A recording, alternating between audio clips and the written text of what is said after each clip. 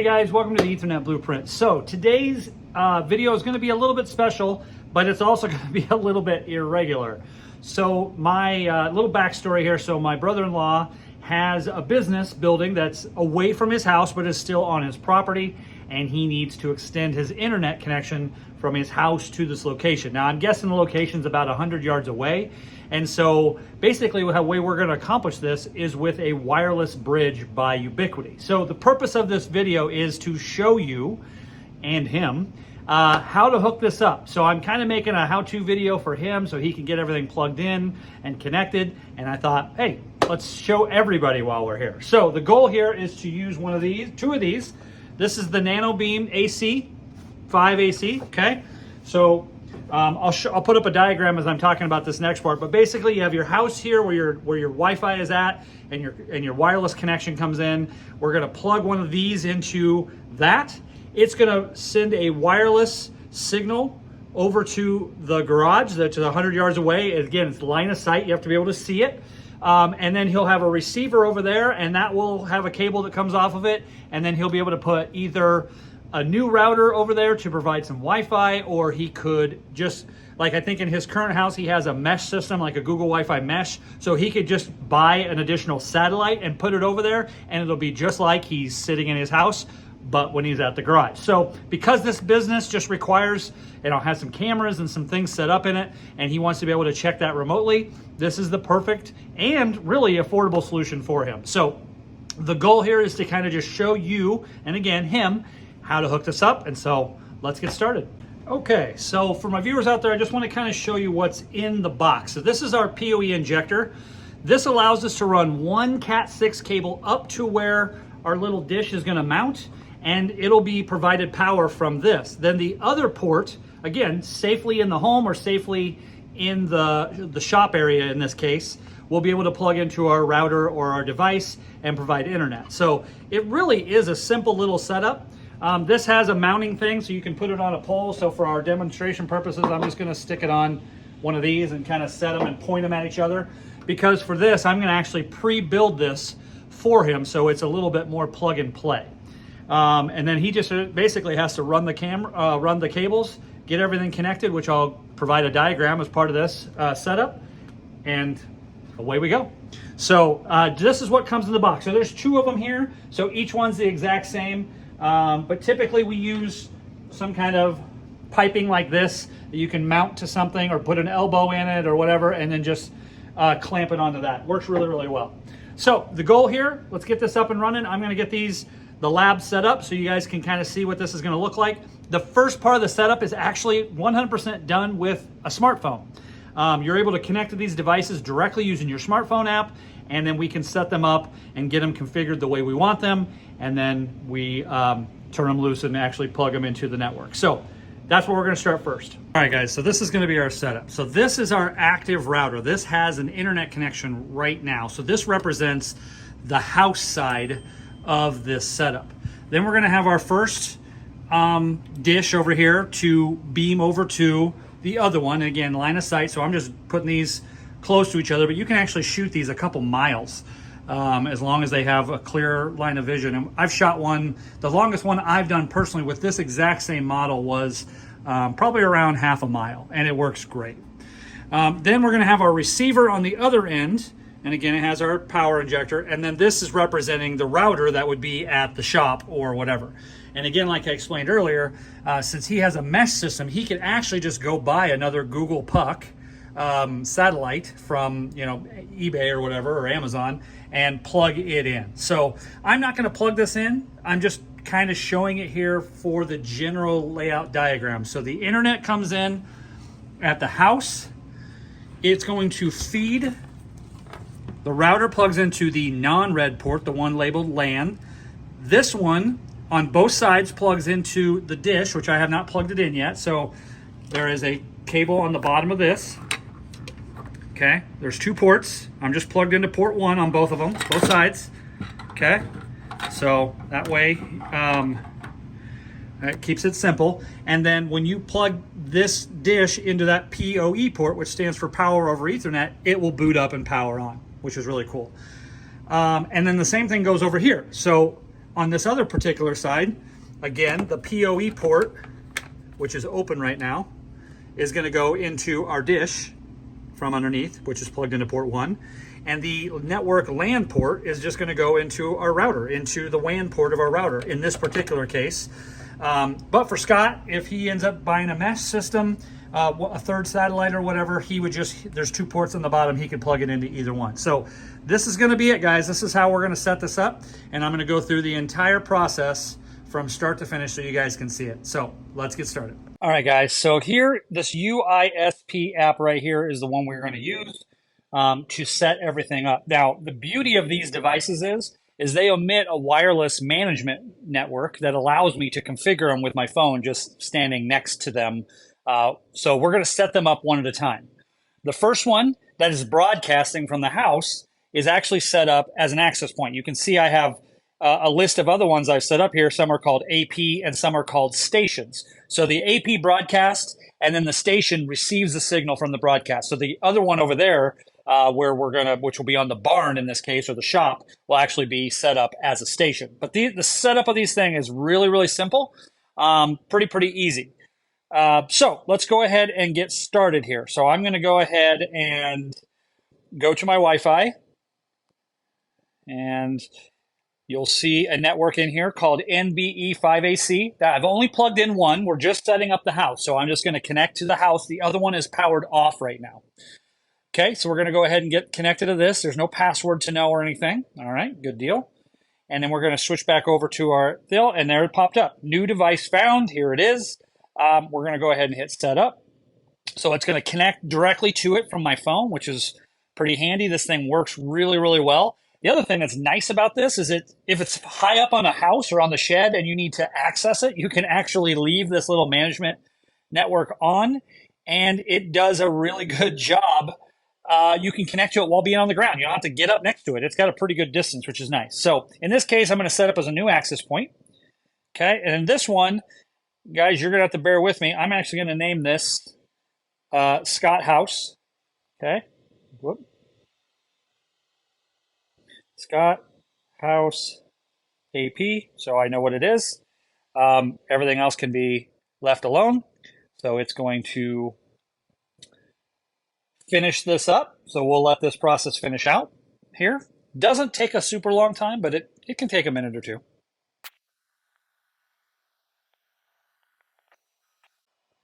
All right, so this is the next screen. So it basically gave us a login with some stuff. I'm going to go ahead and take a screenshot of that just so I have it.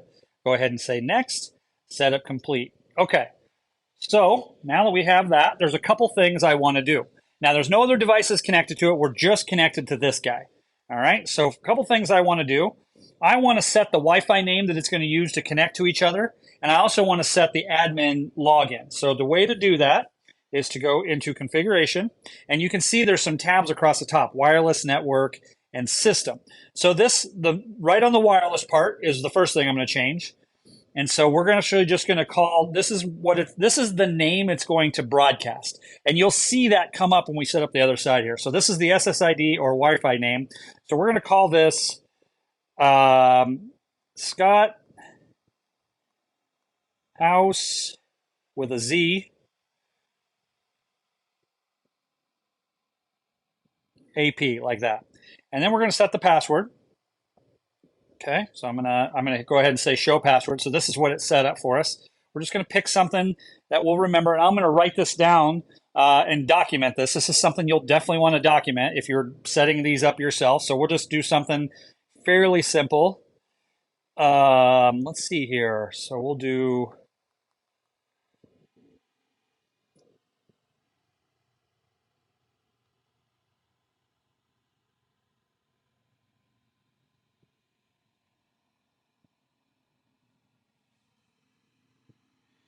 All right, so today's the 6th. So we'll do Carter Alex, which are my nephews, 0606, which is 6th of June today.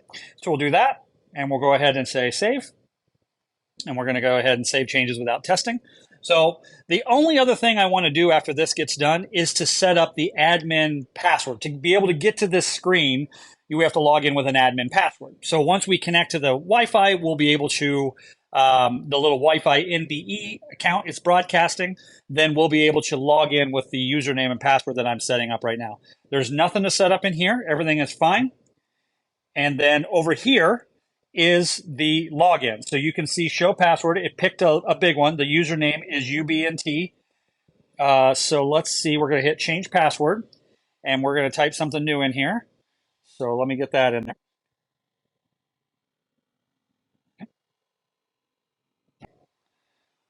Go ahead and say done. All right, so now we have our password. I'm not going to show that to you. And that's it. We have the ability to log in, and we have the ability to connect to it from the other device. So I'm actually going to power this one off to set up the other one. But before I go, I want to show you something here. So you see it says access point, and then it says P2P mode. Now, P2P mode means something very specific on here. So right now, this device that we're connected to as the AP can actually connect to multiple stations. It's a one-to-many connection, a point-to-multi-point connection. So if he had a barn, within this shoots out a signal, maybe however many degrees wide. I actually don't know, so I don't want to tell you wrong in the video. I can look it up and maybe put the text on the screen. But it has an angle that it shoots out. And so if he had a barn and a shop next to each other, he could actually put a receiver on both of those and use one dish on his house to talk to two different devices. However, if he set this P2P mode, it would be a singular connection. It would just connect to one other dish. So we don't necessarily need to turn that on. I think it's just fine without it. And then, like I said, nothing really else in here. I'm going to go ahead and pick a time zone. And choose Chicago, I think is typically the one it does, just so that shows up, and hit save, and without testing. All right, so that's saving the configuration. Now we have our access point set up. We are going to unplug the power to this one after it gets done saving here, and I'm going to plug in the power to the other one, and then we are going to get that one set up as a station and connect the two together.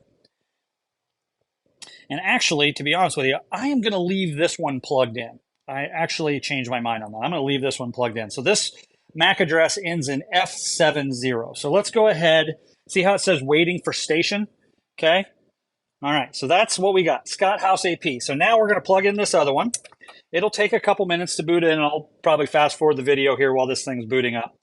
But we're going to go ahead and set this thing up as a station and connect to it. You'll see when I go to my Wi-Fi network, you'll actually see two NBE-5AC. So the one that we're connected to now, which I'm going to log out.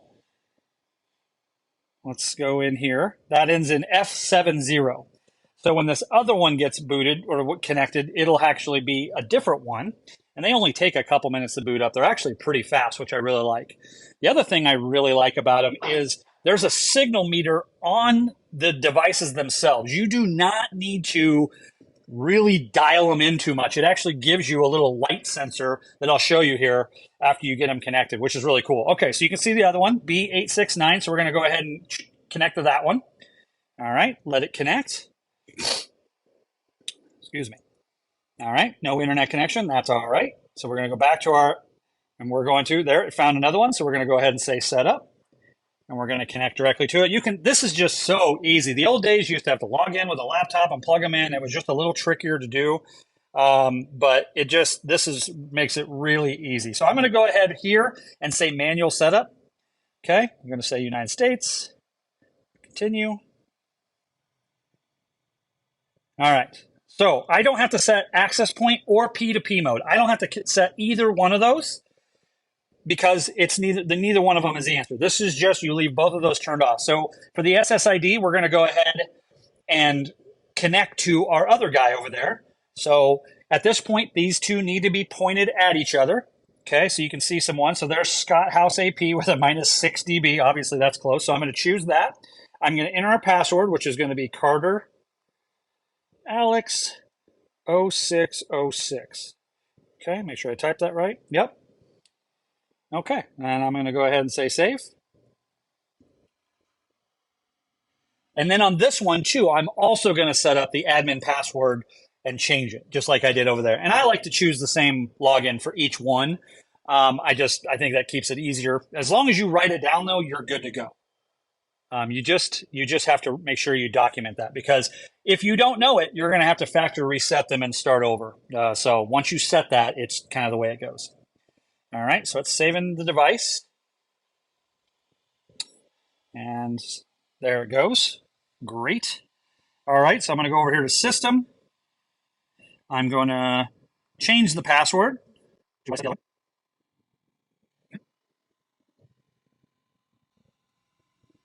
Great. All right, password set. Everything's done. It's connected. Let's go to the status page here. So in a second, this should refresh, hopefully. All the lights, the signal lights on them, actually linked up. So I know they are connected to each other, and I know they have full signal strength. So let's see here. I'm going to log out. Oh, I forgot to rename this one. So actually, let's rename this one before we get too far. So we know it's the Shop AP. So we're going to rename this one. You can see the connection now after we log out and log back in. Now they're talking to each other. Okay, so I'm going to click the configuration system. There's the name up top. So we'll back this up. So this is going to be Scott Shop Station. Okay, we'll name these accordingly. So if you're watching this video, you remember how to set up each side. So hit done, save without testing is fine. Okay, so we just renamed it. Here in a second, I'll switch to my front-facing camera and I'll show you the connection between the two so you can actually see how everything is connected up. Now, these things really make it great because you can run a single line up to wherever you're going to mount it, a single Cat 5, Cat 6 line to each one, and put the power brick somewhere in the house. So it really makes it easy. And there you can see it's got great signal. It's talking to Scott's House AP. And obviously, we're not sending any data down it, but it's got plenty of throughput, all the information. So kind of a cool deal. Kind of a cool deal. All right, so I'm actually going to get out of this now that they're both set up. Now, this is plug and play. This is being done at my house. But Scott, when he hooks this up at his house, these devices are DHCP. They'll just pull an IP address. They're already programmed to talk to each other. He just has to plug and play, which makes it really easy for me to set them up for him and then just give him some instructions on how to get them connected. So thus this video as we go through that. So I'm going to go ahead and hit log out. And then I'm going to close out of this. And we'll see you in the video here. All right, guys. So that is it. That is how these are set up. As you can see, it really doesn't take long at all. Now I'm going to go over a quick overview here. The first thing I want to show you is you can see the signal strength here by the little, symbol here that represents signal. And you can see we got full bars. 4 lights are the full bars. If we go over to the AP side, that'll be on the house, same thing. Okay, 4 bars. All right, so I'm going to start on the station side. The station is the side on the barn. No matter which side you're on, though, the dish itself is always going to plug into the PoE port. So the real long cable that you're running up to the dish will always plug into this PoE port. And then the LAN cable will always plug into your network device, okay? That's how this thing gets power and how it talks. And then it'll shoot over or receive the signal from this guy over here. And it's the same setup over here, guys. You can see the black cable's plugged into the PoE port. And that goes right into our dish. I don't think it matters which port you plug into. I just plugged into port 1 because that's just kind of how I like to do it. And then you can see our LAN cable is plugged into the back of our router. That's how this device is getting a network connection and sending it over to his buddy. So you can see how simple this is, guys. And these will shoot a long way. As long as they got line of sight, you'll be good. Now, probably the hardest part of setting this up is getting the cables where they need to go, because obviously your router's in your house, and this is going to be mounted on the outside of your house, although I have shot one through a window before inside the house, but that's not a typical setup. typically, you know, the hardest part is going to be getting a cable from wherever your router is located, or maybe in like Scott's case where he has his mesh points, he could actually plug it into one of his mesh points. He doesn't need to plug it into the main router. Any of them will work. So if he gets a cable from there to his dish, he'll be good. And then in the shop, which is wide open, really easy to run cable on that side, he'll also need to get a single Cat 6 cable from the dish, wherever it's going to be mounted, down to the office where this is going to sit, and then he'll have his network of whatever kind down there. So guys, super easy setup. It really makes this simple. These devices are really affordable. They're 99 bucks a piece on Ubiquity's website, so they work really, really well. This is the 5AC. I recommend getting that one just because you're going to get a little bit faster speeds than the 2AC, which is 2.4. This is 5 gigahertz. And also, I think a little less interference typically. So these things work really, really well. And as you can see, super easy to set up with a phone. So I hope this helps you guys. Thank you for tuning in. I hope to see you later on another video at Ethernet Blueprint. So thanks so much. And Scott, if you made it this far, I'm looking forward to getting this going for you. So I'm going to pack these up. I'll get everything documented, and we'll be good to go. So, all right, guys, there you have it. That is how to set up the point-to-point system with Ubiquity. It's a very affordable way to do this. It's not difficult. I set everything up with a smartphone. I didn't have to get out laptops, anything. It really, really is easy. And so hopefully this will help you if you have a similar project like Scott has, where you need to extend service somewhere, and wherever it is within, you know, seeing distance of where you're trying to send the signal to. So these things make they're very stable. I use them all the time. We don't get a lot of outages from them. Typically they stay up, they're weatherproof. So, you know, typically we try to put them up under the lip of a building just to protect it a little bit from the elements, but winter, you know, whatever you guys have to deal with weather-wise, heat, winter, whatever, these things, they just stay connected. They're really, really easy and kind of durable. So hopefully this helps you guys. Thanks for tuning in. We will see you in a future video.